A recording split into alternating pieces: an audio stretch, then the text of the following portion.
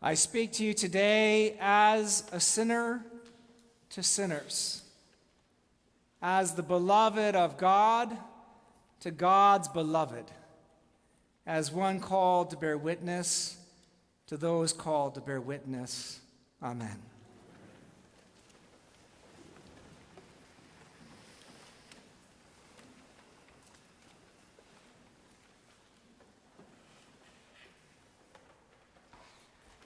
Yesterday, I went to lunch with my wife Claire and with Pastor Manisha and with Chaz Kip. We had just finished a funeral and we decided to get some breakfast. And there was this moment where I suddenly had some kind of bizarre insight. Pastor Manisha said that she was really tired of everything that she had learned in seminary, that she realized that it did not help her contend with everything that she was dealing with today as a pastor. And I am very suggestive. And so as soon as she said that, I was like, you're right. I didn't learn anything either. I feel totally ill-equipped for what we're dealing with today. And of course, this is a little bit larger crisis for me because I spent about 20 years of my life as a professor and spent some time studying religion. And I was racking my mind as to what was that one thought that I could muster at lunch that would show that the years had not been wasted. And I suddenly stumbled upon this lecture I heard from Richard Reinhold Niebuhr, who was a professor at Harvard University and the son of Richard Niebuhr, who had been a professor at Yale University and whose uncle was Reinhold Niebuhr, who was the great social commentator of the 20th century. And Richard Niebuhr liked to give lectures where he asked questions and then backed away and watched the fireworks happen in your mind. And the question that he asked in this one lecture was this. He asked two questions, actually.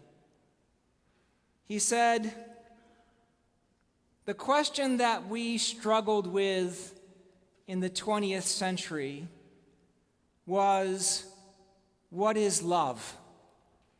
And that was in part because love was seen as the answer to our problems.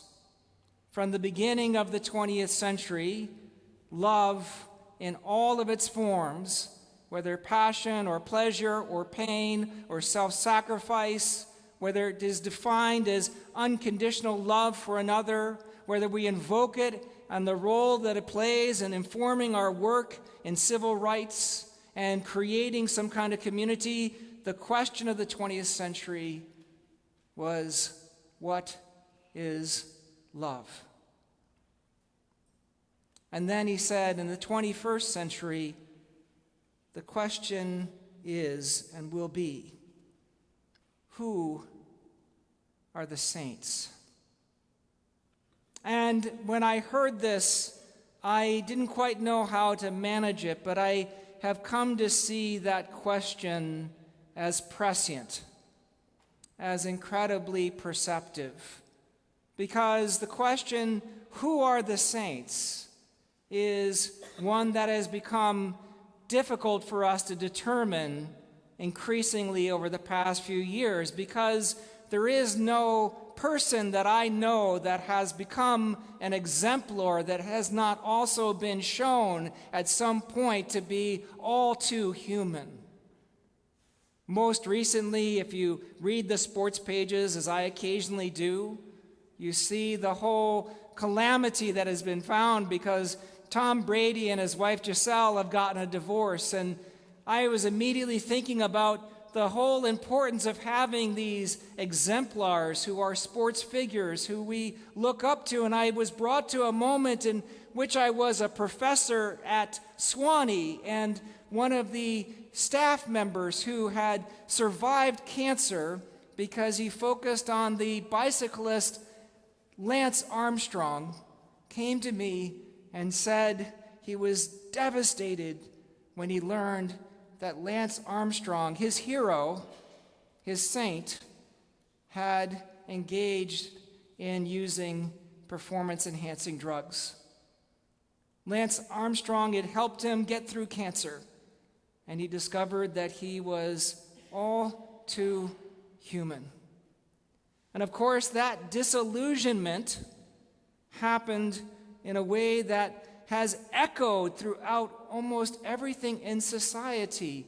Who are the saints? We all know too much about each other these days for any of us to stand on a pedestal and not expect it to be knocked out from underneath us. Who are the saints? That is the question of the 21st century. And to answer it, we have to make sure that we understand the theology of sainthood that should inform us. In the Roman Catholic Church, to be a saint is to be a morally and spiritually heroic person whose influence is felt not only in their life, but in the life they have with God. And there is a careful plan and process for how someone becomes a saint in the Roman Catholic tradition. Someone has to make an application to the local bishop, and then there's a kind of spiritual audit that happens, and then you get to move to the next level, and you're called venerable. And then after you're called venerable, people wait to see if there is a miracle that could be tested by doctors to see if that miracle is real. And then if you get that miracle and it's attributed to you, then you're given a kind of intermediary state. And then finally, when you have two miracles, you then can somehow be considered a saint. And I don't believe that. And for me, and for the Anglican tradition, we do not believe that saints are morally heroic and perfect. Because a saint is not someone you pray to in our tradition. A saint is not someone who has never stumbled in our tradition. Rather, a saint is someone who has borne witness in their lives to the power of God working through them. And most often, that is a power that is revealed in the midst of great weakness. To be a saint is to be a witness, an all too human witness to the power of God working through you in unexpected ways.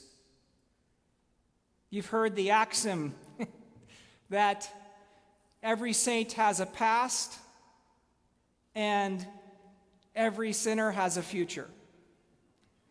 Experience has taught me that relationship between saint and sinner is quite porous. That many of us who witness powerfully to God working through us have a past that still is very much present in their lives. And many of us who would count ourselves as sinners have already working in us some qualities and some beautiful character traits that mean that we are more than just the bad things that happen to us or the bad things we do. To be a saint is not to transcend being a sinner, but to be a saint is to be a kind of witness to the power of God that is greater than anything we can ask or imagine. We see that in all of our readings today. In our reading from Daniel, you have this moment in which the prophet is called to speak into existence a disturbing revelation of God about wars and rumors of wars.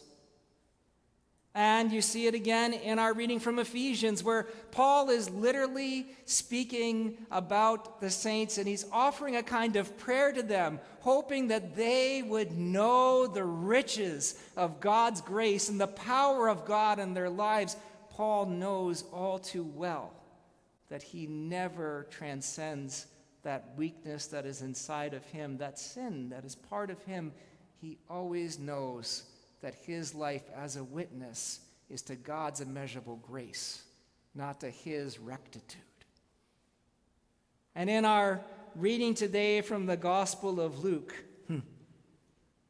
Jesus can be seen in some ways of speaking in a way that can seem to divide the world into sheep and goats and saints and sinners. But I want to suggest to you that Jesus is addressing a single audience that is mixed, and people who have known both hunger and fullness, and happiness and sadness. And when Jesus says, "Woe," what we need to understand is that that is not meant to be a word that shames anybody and says this person is not a good person or that you are not a good person. If you interpret woe that way, get it out of your mind. It's not what the scriptures are saying. But when Jesus uses the word woe, he is saying to the person that has ears to listen that the direction of their life is leading to a dead end. If you focus only on being full, you are focusing on a dead end. If you focus only on being joyful, you're focusing on a dead end. If you're focusing only on the approval that others might have for you, you are focusing on a dead end. That life will live and die in frustration. But Jesus wants those saints hearing his words to focus on being blessed.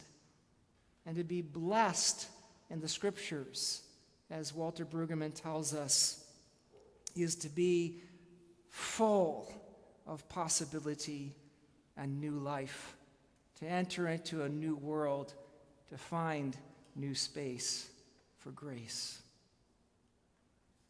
Who are the saints?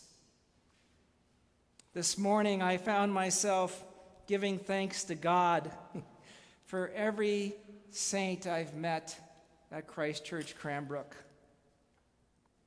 And I thanked God for the people who have done me a service of some kind or helped me in some ways, who've led me in some ways, who've lifted me up when I needed it, to help me do everything I need to do what I do here.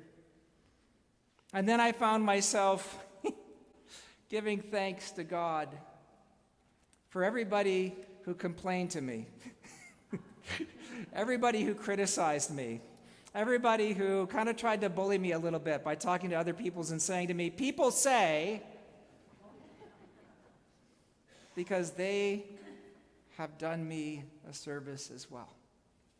And oftentimes, the person who praises me and the person who criticizes me turns out to be the same person.